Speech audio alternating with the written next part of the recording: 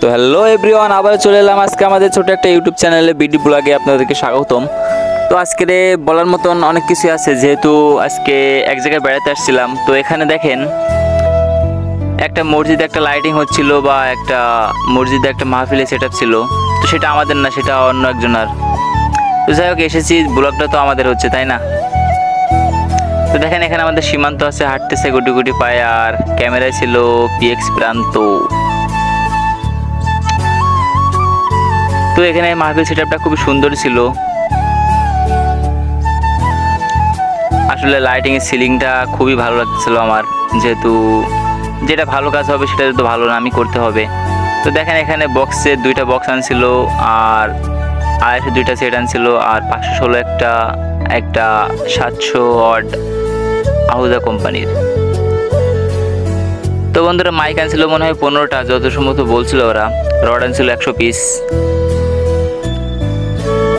দেখেন মসজিদটা লাইটিং করার পর মসজিদের পিছন সাইড, আর এই যে গ্লাসে টের পড়াচ্ছে সেই প্রান্ত প্রান্ত প্রান্ত।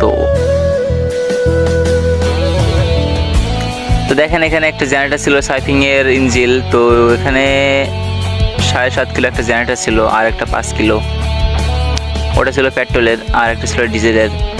তো দেখেন আমাদের মাদ্রাসা যে মসজিদের যে গেটটা, সেইটা দিনের বেলায় কেমন ছিল, রাতের বেলায় কেমন লাগতেছে।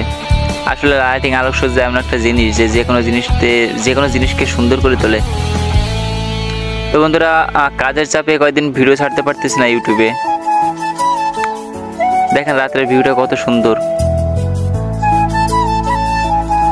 অনেক ভালোই লাগতেছিল আসলে, হিসাবে খুবই সুন্দর হয়েছে। দেখেন নারকেল গাছগুলো লাইটিং করছে, আসলে কেমন ভাবে লাইটিং করছে তা ওরাই জানে। দেখেন কত উঁচু। তো বন্ধুরা রোজা থেকে কষ্ট হয়ে যায় লাইটিং এর কাজ কাম করতে বা ভিডিও করতে। তো যাই হোক, যতটুকু পারলাম ততটুকু দেওয়ার চেষ্টা করলাম। ধন্যবাদ। নেক্সট ভিডিওতে দেখা হচ্ছে আবার।